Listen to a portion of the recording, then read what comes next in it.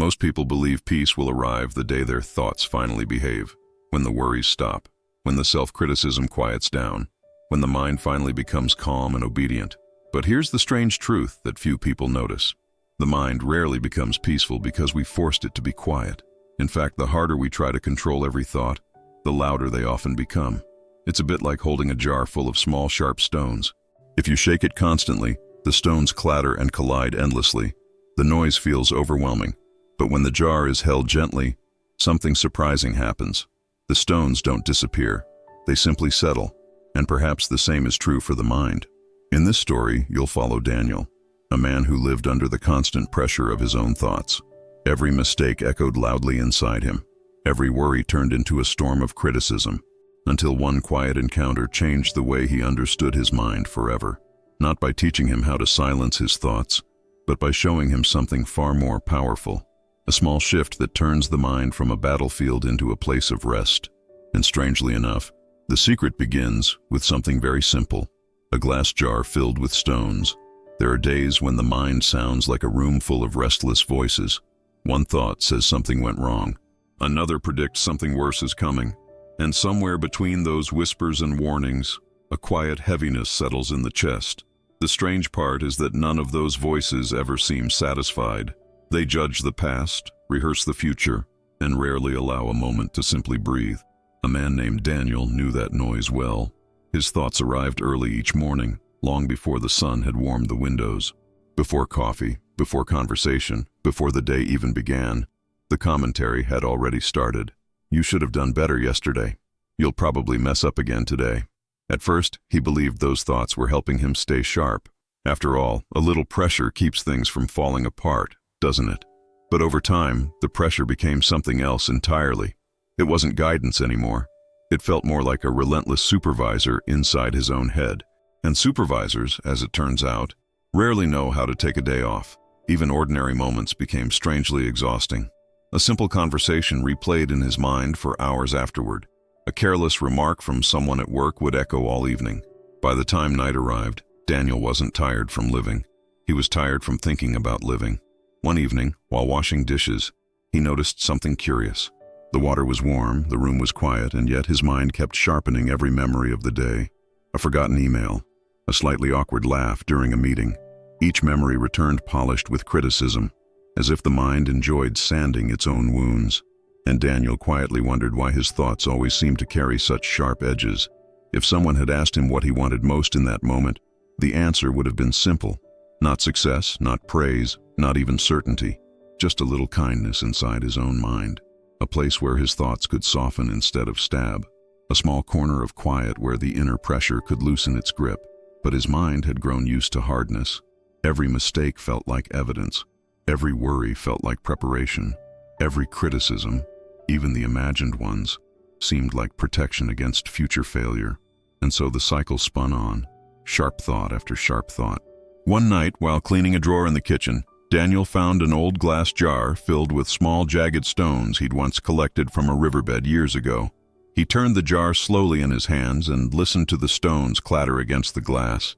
They knocked into each other with a dry, restless sound. And somehow, oddly enough, that sound felt familiar, almost exactly like the noise inside his own mind. He didn't know it yet, but that jar of stones would soon become more than a forgotten object, because somewhere not far from his routine, someone was about to show him a different way to listen to those inner sounds, a way that didn't involve fighting the mind, but something far gentler. Daniel began noticing the jar more often after that night. It sat quietly on the corner of the kitchen shelf, doing absolutely nothing. Yet sometimes, when the room was silent, he'd lift it and gently tilt it from side to side. The stones would tumble and collide, sharp against sharp, and strangely enough, it sounded just like the way his thoughts treated each other.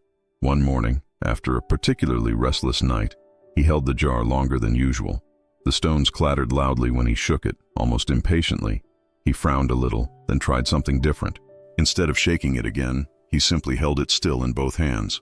Slowly, the noise faded. For a moment, he wondered if his mind worked the same way. Maybe the noise inside wasn't coming from the thoughts themselves. Maybe it came from the way they kept crashing into resistance. Every thought argued with another thought, like stones colliding inside a narrow space. and the harder he tried to silence them, the louder they seemed to become. Daniel had always believed calm required control, tighter discipline, stricter thinking. If a thought was negative, he pushed it away. If it sounded fearful, he scolded himself for having it at all. But oddly enough, the mind never seemed to appreciate being scolded. That morning, while standing by the window, a quieter idea slipped in. What if thoughts softened not through force, but through kindness? It felt like an unfamiliar question, almost awkward in its gentleness. Still, it lingered there, like a warm cup left on a cold table. Simple, but strangely comforting. He imagined speaking to his own mind the way someone might calm a worried child, not with commands, not with criticism, just a quiet reassurance. It's all right. You're allowed to settle. Even the thought of that felt lighter. Curiously, when he tried this for the first time, something shifted. A worried thought about work appeared, sharp as usual.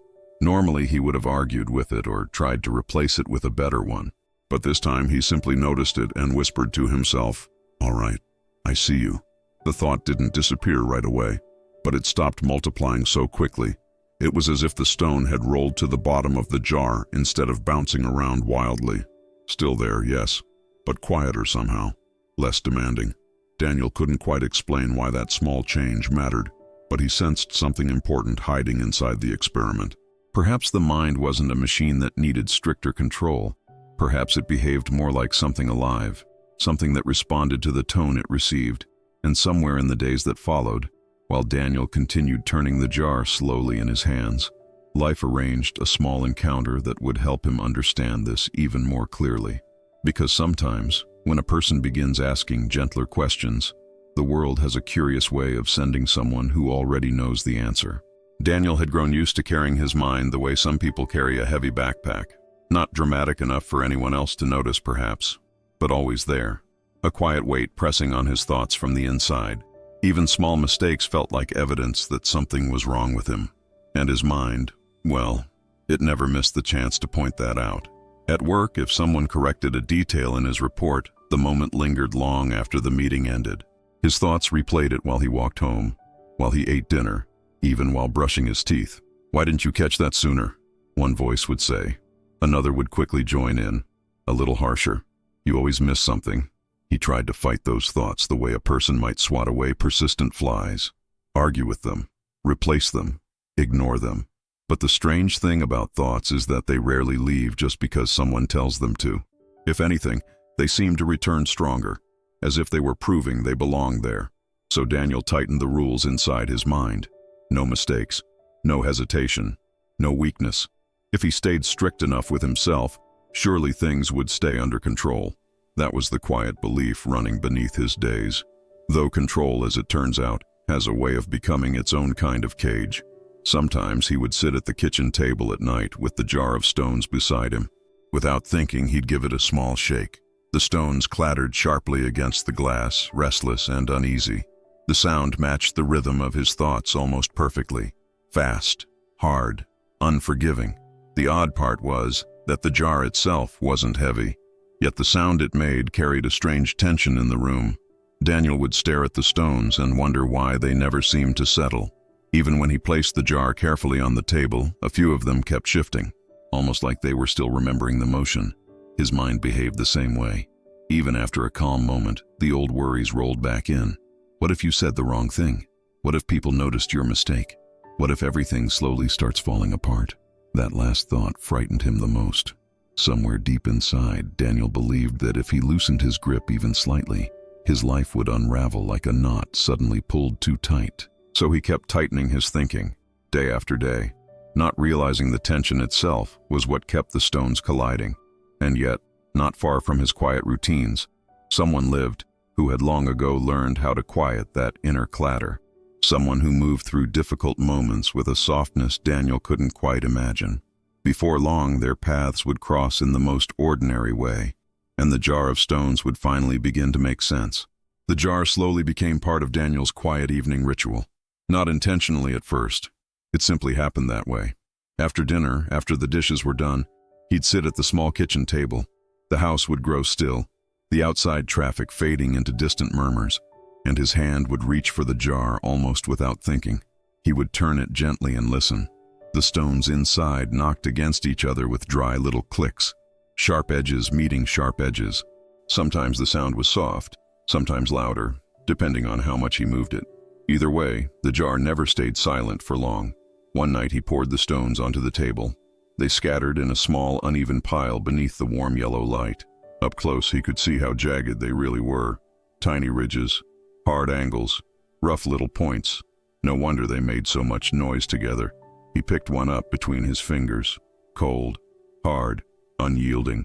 It had probably been shaped by years of rushing water and pressure in the riverbed.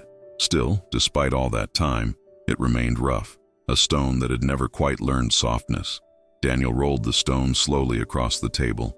It scraped faintly against the wood, and something about that small sound stirred a realization in him. His thoughts felt just like these stones, constantly colliding, each one sharp enough to spark another. A memory bumped into a worry. A worry struck against a criticism, and before long, the whole jar of his mind rattled with restless noise. No wonder the days felt exhausting. It was like carrying a pocket full of pebbles that never stopped shifting. He gathered the stones back into the jar one by one. Clink, clink, clink. Each sound echoed softly through the quiet kitchen.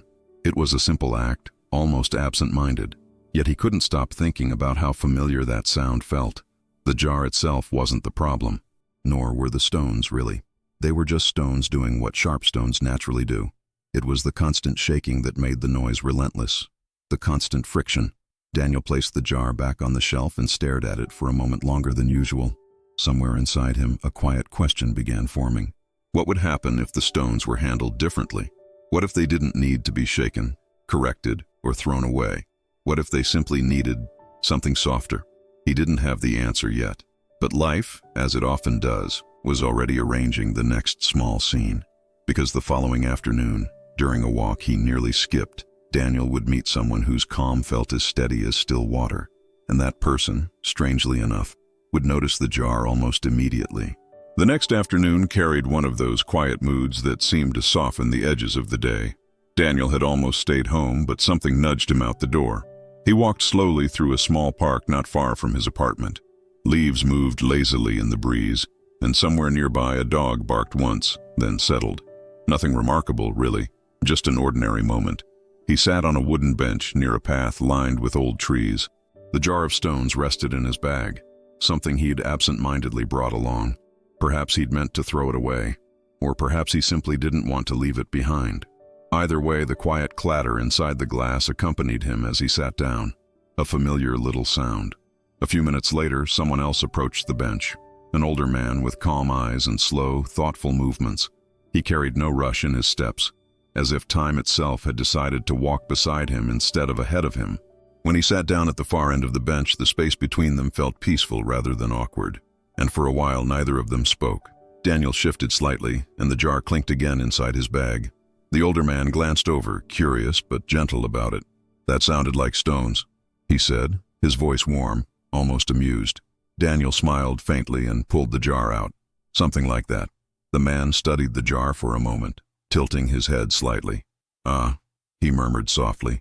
"Sharp ones too, by the sound of it." Daniel laughed under his breath. "Yes, they don't seem to get along very well." The older man chuckled quietly, the kind of laugh that felt more like a breeze than a reaction. "Stones rarely do when they're shaken too much." He said it so casually that Daniel blinked for a moment.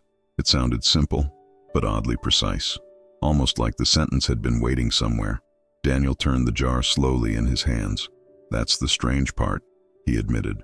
"They make the exact same noise my thoughts make." The older man didn't look surprised at all. Instead, he nodded gently, as if he'd heard this comparison many times before. "You know," the man said, leaning back slightly, "the mind is a lot like that jar. It doesn't mind having stones inside it, but it listens very carefully to how those stones are handled." He paused for a moment, watching a leaf drift down from a branch above them. Daniel frowned thoughtfully. "You mean the thoughts themselves aren't the problem?" The older man smiled. Not in a dramatic way, just a quiet curve of understanding. "Well," he said softly, "have you noticed how stones behave when someone holds the jar gently?" Daniel looked down at the glass resting in his palms. The stones had gone completely still. For the first time that day, they made no sound at all. And somehow, That silence seemed to carry a lesson he didn't yet fully understand. Daniel sat quietly beside the older man, still holding the jar in both hands. The stones inside rested against the glass like small frozen waves. No clatter, no friction, just stillness. It surprised him how quickly the noise had disappeared, almost as if the jar had simply been waiting for calm hands. The older man noticed Daniel studying the jar. "You see," he said gently, "the stones didn't change." Daniel tilted the glass slightly, watching them shift a little. "They're still sharp," the man continued almost cheerfully, "but sharp things don't always need to collide." Daniel let out a slow breath he hadn't realized he was holding. For years he had tried to smooth every difficult thought, push away fear, replace doubt, erase mistakes. But the harder he worked at controlling them, the louder they seemed to become, just like shaking the jar harder when the stones started clattering. The older man leaned forward, resting his elbows on his knees. "The mind," he said softly, "doesn't quiet down when it's scolded." He picked up a small twig from the ground and rolled it between his fingers. "It quiets down when it feels safe enough to settle." Daniel listened carefully, as if the words were landing somewhere deeper than usual. "So what do I do when a harsh thought shows up?" Daniel asked. The question came out almost like a confession. The older man smiled in that calm, unhurried way again. "First," he said, "you notice it, just like noticing a stone knocking against the glass." He gently tapped the jar with one finger. Clink, one small sound, then silence again. "You don't argue with the stone," he continued, "and you certainly don't throw the jar across the room." Daniel laughed quietly at that image.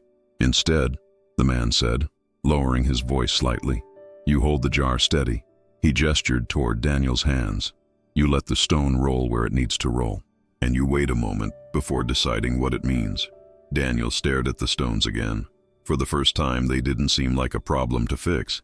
They looked more like pieces of something that simply needed room to settle. Not enemies, not warnings, just small fragments moving through the jar of the mind. "And sometimes," the older man added with a warm hint of humor, "the most helpful thing you can say to a difficult thought is simply, 'All right, I hear you.'"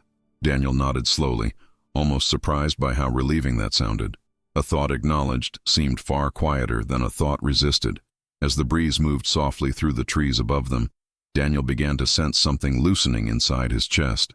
Not a dramatic change, more like a knot quietly beginning to untie. Still, he couldn't help wondering what might happen if he actually tried this with the next storm of thoughts that appeared. Over the next few days, Daniel found himself noticing his thoughts more carefully, not with suspicion the way he once had, but with quiet curiosity. Whenever a harsh voice appeared, and they still did, he imagined the jar, a small glass container resting in steady hands, sharp stones simply waiting for the shaking to stop. One morning, while preparing coffee, a familiar thought surfaced. "You should have handled that meeting better yesterday." Normally, that sentence would have invited 10 more just like it. But Daniel paused for a moment, resting his hands on the kitchen counter. Then he whispered softly to himself, "All right, I hear you." Something interesting happened after that. The thought didn't disappear immediately. It lingered for a few seconds like a stone rolling gently across the glass bottom. But it didn't spark a whole avalanche of criticism. Instead, the mind seemed to slow down and watch the thought settle. Daniel began practicing small pauses like this throughout his day. When worry arrived, he would inhale slowly once, maybe twice. Nothing dramatic, just enough to steady the jar, so to speak. Sometimes he even imagined the stones inside his mind gently shifting into place. Not gone, just quieter.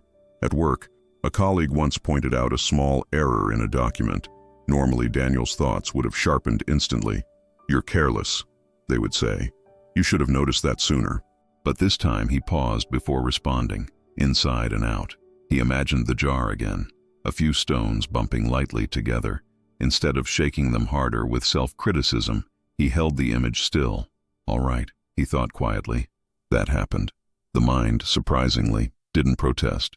Over time, those small pauses began creating space he hadn't felt in years.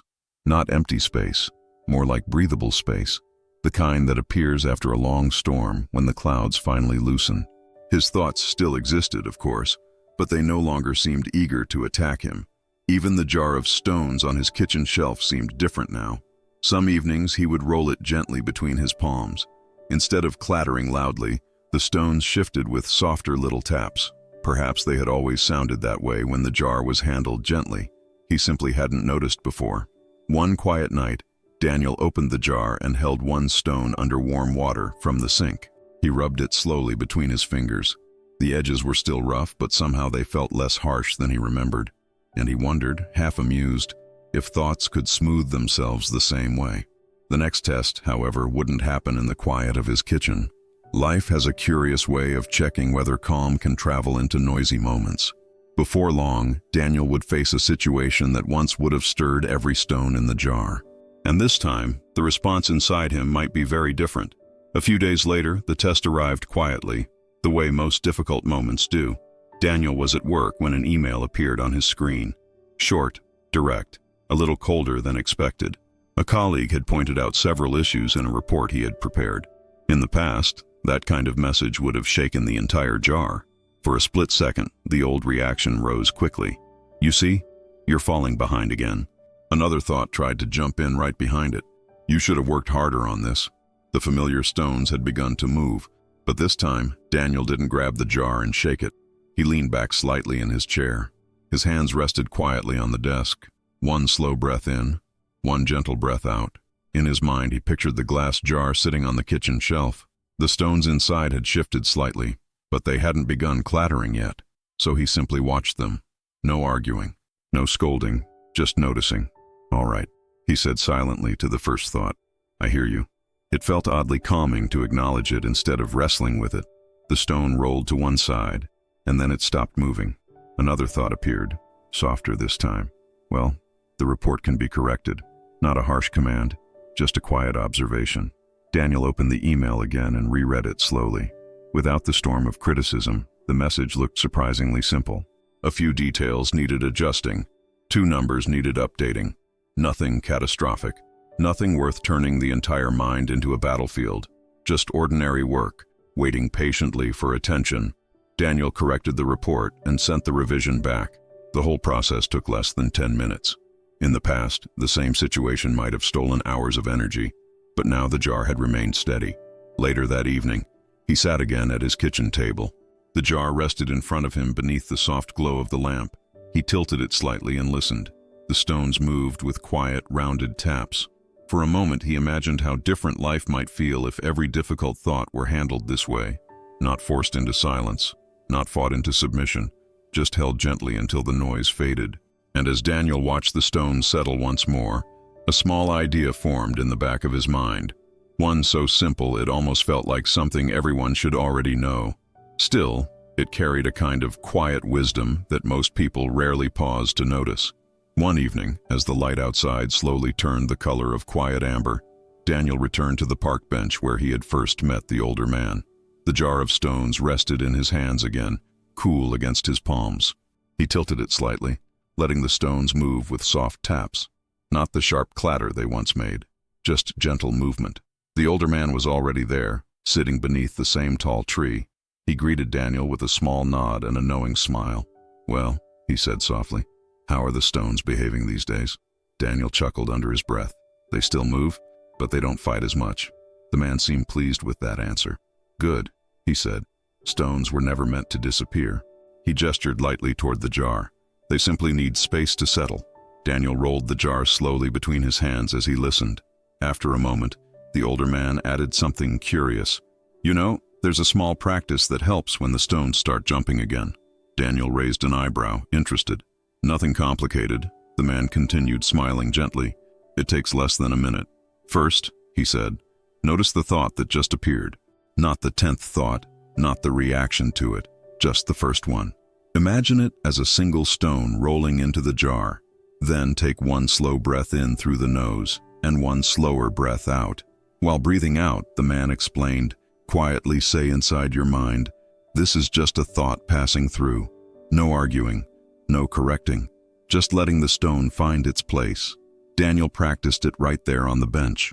A small worry about tomorrow surfaced immediately. The mind is efficient like that. He noticed it, breathed in slowly, and released the breath through his nose. This is just a thought passing through, he told himself quietly. The worry didn't vanish, but it softened. The older man watched the park path for a moment. Leaves drifted lazily along the ground as the wind passed through. "You see," he said calmly, "the mind relaxes when it realizes it's not under attack." Daniel nodded, understanding more than he expected. "Anyone can try it," the man added. "One thought, one breath, one gentle sentence." He tapped lightly on the jar of stones. "That's often enough to stop the shaking." Daniel looked at the jar again, thoughtful. For the first time, the exercise felt less like a trick and more like a small act of friendship toward his own mind. And somewhere deep inside that quiet realization, another understanding was beginning to take shape, one that would soon reveal where real calm truly lives. The evening light slowly faded as Daniel remained on the park bench, the jar resting quietly in his hands. The stones inside had settled into a calm little arrangement, touching gently without noise. He turned the jar once more and listened carefully. No sharp clatter this time, just the faintest whisper of movement. The older man watched the soft glow of the sky through the branches above them. "You know," he said after a while, his voice calm as still water, "people spend years trying to silence their minds." He paused, smiling faintly. But the mind was never meant to be silenced. Daniel tilted the jar again, curious. The stones rolled slightly and then rested. "They're still there," he observed quietly. The man nodded with a gentle shrug. "Yes, and they always will be." "Thoughts are like these stones," the man continued. "Some are smooth, some are sharp, some arrive without invitation." He lightly tapped the glass with his finger. "But calm doesn't come from removing them. It comes from learning how to hold the jar." Daniel sat with that idea for a moment. For years he had believed peace required fixing every thought, correcting every worry, arguing with every fear. But perhaps peace had been waiting somewhere else entirely. The older man stood slowly from the bench, brushing a bit of dust from his coat. "Most people treat their minds like a battlefield," he said kindly. "Every thought becomes an enemy to defeat." He glanced at the jar once more. "But the mind quiets down when it feels at home." Daniel looked at the stones again, noticing something he hadn't seen before. When the jar was held gently, the stones seemed almost comfortable together. Their edges no longer felt threatening. They simply existed beside one another, quiet, balanced. A warm breeze passed through the park, carrying the faint scent of evening air. Daniel closed his eyes for a moment and breathed slowly. For the first time in a long while, his mind didn't feel like a crowded room. It felt more like a quiet place where thoughts could come and go, a place where nothing needed to fight. When he opened his eyes again, the older man had already begun walking down the path. Daniel raised the jar slightly, almost like a silent thank you. The stones shifted softly in response. No clatter, no tension. And as he sat there in the growing quiet of the evening, Daniel understood something simple that had been hiding in plain sight all along. Calm was never waiting at the end of perfect thinking. It had been waiting in the way he chose to treat his thoughts. The jar rested warmly in his hands as the last light faded from the sky. Inside, the stones remained still, not because they were gone, but because they were finally being held with gentleness.